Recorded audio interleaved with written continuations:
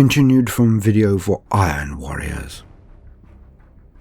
Sulphus Horrendor looked inwards, as he did each day, to try to see the path forward. For endless centuries he had been in the same situation, asking the same questions, seeing the same pathways. It had not felt like centuries, he had to admit, but in other ways, it felt like an eternity. The warp, the Eye of Terror, it did things to time. It made everything possible, everything fluid. Yet not here. Not in the Iron Warriors. Especially not in this warband. Lord Tarax Antarax had been its master for all that time. Through all the internecine conflicts between the legions, when they withdrew from the Siege of Terror, and then throughout the entire scouring and the banishment into the Eye of Terror. Antarax was at the Iron Cage, was at the fall of Cadia. He bookended the heresy and the present day perfectly. All had been loyal. They knew that Antarax was as cold as the ice blades of the Volk of Fenrica. Unrelenting, remorseless, and iron. Iron within, iron without. Which is why Sulphus knew he had to go. He was iron, but he was old. Staid, still prone to use decimations as a regular punishment, still aping their Primarch, Perturabo. Still regaling all with the time his own nephew, Orn Toromini, had been chosen in the lots, and how he had arranged it. Then how he had performed the deed. How he bashed his nephew's head in, for Astartes, a battle brother, and a blood relative. He orchestrated it, and then was the first and last to smash the head to pulp with a base cudgel. He was uncompromising. But in Sulphus's mind, he had become brittle, inflexible. Hence, despite his iron, he had become weak. Sulphus was almost ready to move. He had the loyalty of 3 full squads who would do all that he directed. But there would be no resistance in this coup. Few admired Tarax Antarax, and fewer still liked him. His plan had been forming since the opening of the tear across reality. Whilst part of the Despoiler's Black Crusade, it would not have been possible. But now that forces of chaos had spread across half of the Imperium, his time was nigh. Sulphus would change the shift pattern before the deed. He had enough to cover all of the key areas and approaches to the Lord's quarters. He would simply walk in there with some of his men and end Antarax's rule. It would be so easy. He was now kicking himself for all of the years he served this uninspiring Lord of Chaos. At first, he was bemused at the archaic orders that had been issued of late. Inspections. Antarax had actually ordered inspections. He had viewed 4 companies thus far. Sulphus had no need to look for any other reason than senility. Parades would be next, he presumed. Tarax had lost it. Thus it was that his company were all assembled in their hangar bay, lined up and arranged perfectly before their armour, their tanks and transports, with the backdrop of their company's dropships. Their numbers were up to muster due to recent conversions and recruitment. Sulphus had the loyalty of a third, but knew none of the others would interfere. He toyed with the idea of pulling the coup forward, doing it now. But all thoughts of this evaporated when the Lord walked into the hangar. As the blast doors slowly squealed into action, the 2 huge elements being pulled apart tortuously slowly, Tarax Antarax entered. But he was flanked by his elite Terminator guard, his master of execution, Ossos the Unmaker, trailing the back of the group. Strange, but not alarming. Tarax was going for full pomp, it seemed, reliving his youth, perhaps. So old. The warsmith strode to the centre of the room, his men flanking him close, but not too much so. Helm professionally held under his left arm, Sulphus snapped a perfect salute, then marched to stand before him. But 3 paces from Tarax Antarax, he knelt ceremonially, then looked up. Antarax formally nodded his head, to signify that the ceremony was complete, and that Sulphus should rise and stand at his side. The warsmith looked at the traitor Astartes before him. All of them, looking as though he was genuinely inspecting their stance, kit, preparedness for war. But when he turned his head, Sulphurus noted a change in his demeanour. He looked almost excited. There was a twinkle in his eye that Sulphurus had never seen before. "Well done, Traitor. Your men look as ready, as prepared as you are." "What?" "I feel we should have a little chat, Traitor, because I genuinely like you. You know that. I genuinely do, Sulphurus. Now, you probably think that popularity and loyalty are what make an army follow their lord, no? Despite all of this time, you've learnt nothing. So I'll let you in on the secret. It is fear. You may have found a few you could rub shoulders with, who may even have offered you fealty, promised support. But ask yourself one thing. How much do they fear you?" "Cat got your tongue." Sulphur stood stock still, his eyes opening wider and wider as his lord went on, but he did not move a single muscle. "Well, I can tell you that they fear you a lot less than you fear me right now, and I can tell you that they fear me a great deal more. So even if you had succeeded, even if I had been so senile as to allow a plot against me to fester under my very nose, to allow myself to be unseated so easily, even then you would have failed. Oh, you may have assassinated me, but I guarantee that as you preened and processed up the stairs to the throne I built, and the bones of the foes I have quenched, then you would not have made it halfway before a chainsword would have been thrust through your back. So all I have to do now is locate the person who filled you with all of these delusions of adequacy. For he is the real threat, not you." The former Astartes warsmith, now Warlord of Chaos, turned to his underling and continued. "Now in most warbands to master executions, you know, Astartes the Unmaker over there would be instructed to take your head. But I'm a bit of an old traditionalist. It's probably why I've kept such a tight grip on things. And by this token, I believe in never asking anyone to do anything I would not, could not, or have not done myself. So while Astartes makes your men your paltry adherents, I will be giving you the most personal of send-offs for all of your years of hard work and loyalty." With a flick of his head, the executioner took a few calm steps forward and slew two men just in the act of drawing his vicious power sword. With the speed that would startle an elder, Astartes continued to unmake Astartes left and right, cutting with precision and pace, but never once slowing. All of his victims were Space Marines, or were trained, equipped, and experienced in 1,000 battles. But next to the skill, rage, and power of the Master of Executions, they may as well have been ratlings wrestling a carnifex. The butchery below was swift, messy, and final.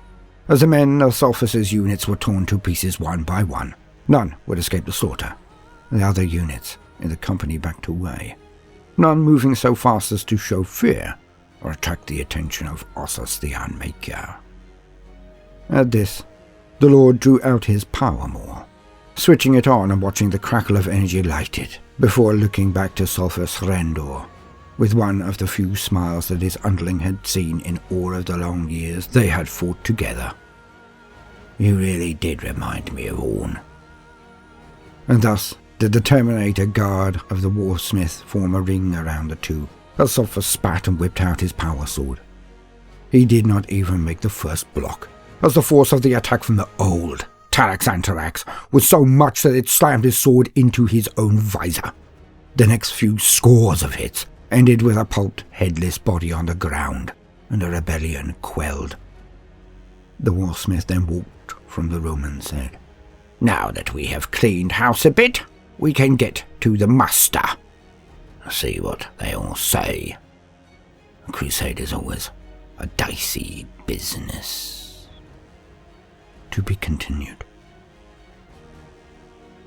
Welcome, gentle listener. I am Voldemort, your faithful servant, and I wish to introduce you to the forces, factions, and important units of the Warhammer 40k universe, the grim darkness of the far future. Where there is no time for peace, there is only time for war. And today, we are to discuss another of the most terrifying things in the entire setting, being so bereft of pity and mercy that they are as soulless and callous as the beings that they serve, the dark gods of chaos. Of course, I speak of the Master of Executions. Most warbands have one. Most warlords utilize them as both a champion, a deterrent, and a punishment. But they are a knife that can cut both ways if not handled correctly. And so, as usual, for the very basics, let us lean on existing wisdom. To quote, Masters of Executions. Amidst the thunderous tumult of battle, a Master of Execution strides unflinchingly forwards, his mind focused on the gruesome decapitations he will soon administer. He is a being of singular purpose, a brutal weapon in the arsenal of the heretic Astartes, and his existence is driven by an unquenchable desire to take as trophies the heads of mighty champions and charismatic leaders. When he reaches the lines of the foe, he lofts his enormous cleaver. Lowly soldiers are hacked apart with contemptible swiftness, their deaths providing only the most fleeting moments of joy to the executioner. Hot sprays of blood feel cold against his skin, and the screams of terror that come as his blade makes its descent ring hollow in his ears. Yet every body through which he creeps brings him nearer to his quarry. As the Master of Executions draws closer to the enemy's champion, he bellows his fatal decree, proclaiming the warrior's life forfeited to the dark gods. With a terrifying burst of speed, he closes upon his declared victim, crushing whatever defense they offer with blow after sweeping blow. A final unerring swing sees the energy-wreathed axe blade carve through armor, flesh, and spine without slowing. As he watches the opponent's severed flesh spinning through the air and the gush of arterial blood that jets from the toppling corpse, the executioner feels the gaze of the Chaos Gods fall upon him. A jolt of exultation runs through his body, his veins crackle with empiric power, and his hunger for death grows even stronger. He claims the disembodied remains of his enemy as his trophies, then looks for the next foe worthy of his fury. Only the most single-minded become Masters of Executions. It is a calling that comes in many forms. A Chaos Marine may have a ceaseless stream of whispers telling them to seek out and behead the mightiest of their enemies, or they may see visions of disembodied skulls from which a deluge of blood drips onto the battlefield. Others perceive the heads of their foes as repositories of knowledge that need to be prized open, or as sheaves of flesh and bone that are ripe for the harvest. Regardless of how they are called, these warriors cast aside all other pursuits of glory and dedicate themselves solely to murder. Through sorcerous rituals, Masters of Executions attune their murderous senses to the currents of the warp, granting them the ability to see the souls of their foes.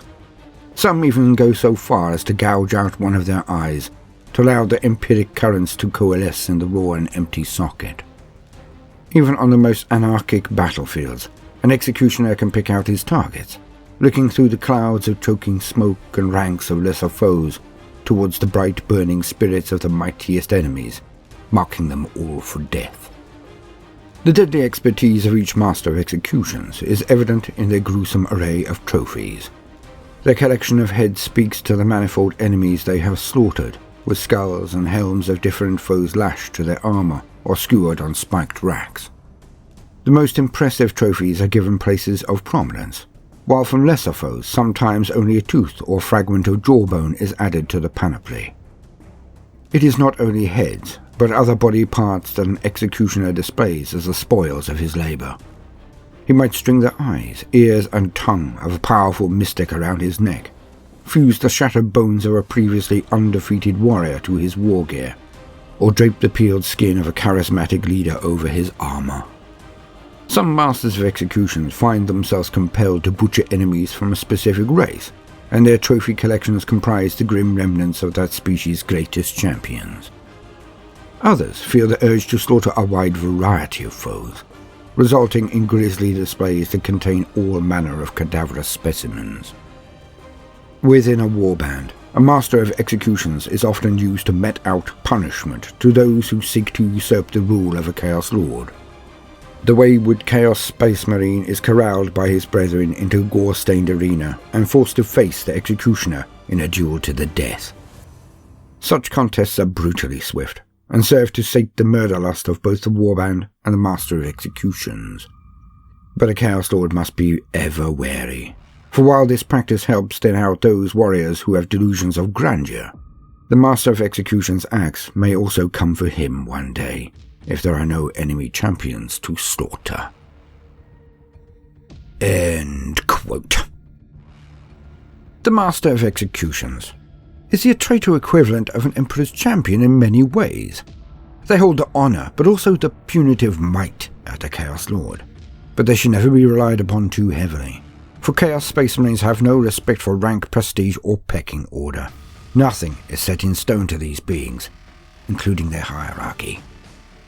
A Chaos Lord must fight, must show that he is the best of them, the most terrifying. Thus are the Chaos Worshippers more akin to orcs than men by this point, respecting only power and brutality, respecting only those that they fear. But if the Master of Executions ever becomes more feared than the Warlord, then a change in management is usually in the offing, or the position of champion then passes to another, should the upstart fail in his attempts to seize power from his erstwhile lord. And so it is that the greatest enemy of chaos is often chaos. As the old saying goes, evil consumes itself. So while any Chaos Warband is indulging in its wars, its carnage and slaughter, each warrior has his eye on those behind him, aside him, and afore him, always looking for two things: treachery and the chance to perform treachery. For they do not see that their constant attempts to remove each other and play one-upmanship, the ultimate Darwinianist behaviour, they more often than not end in defeating themselves. Thus is the power of the myriad warbands of chaos contained in the most obvious of ways, the most ludicrous. For they work against each other as much as together, due to the machinations of their masters, the dark gods of chaos, whose alliances and ceasefires can shift as the great game between them continues. Forces that were inseparable one instant can fall on each other the next, and with very little outside stimulus at all. The Master of Executions is an icon of the Warlord's prestige, as the mighty men or monsters in his entourage only lend to his greater glory, but one that's use is always a risk.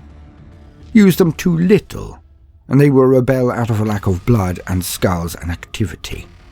Boredom. Use them too much. And they erode the personal power of the Warlord, as the Master of Executions, his own champion, is then seen as the true power in the organisation, a mistake that is always fatal to the Lord. Thus it is that the Master of Executions should be feared for their skill in arms, and the Chaos Lord should be feared due to his ability to use this being effectively. I have been Baltimore, your faithful servant. I hope you've enjoyed this brief introduction to the Master of Executions.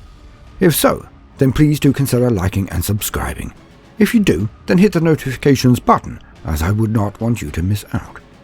If you see the worth in what we are doing, then do also consider joining our Patreon, or giving the video a share if that is beyond your present scope. It would be a great boon.